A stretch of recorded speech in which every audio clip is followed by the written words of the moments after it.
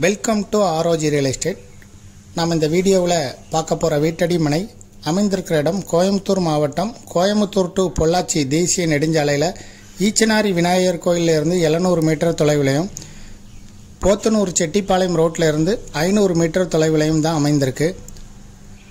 Podanur to Chettipalayam ரோட்டில் 500 metre தொலைவில் இருந்து பூங்கா நகர் இருக்குது. அந்த பூங்கா நகருக்குள்ள தான் நம்ம பார்க்குற இந்த சைட்டு அமைந்திருக்கோம்.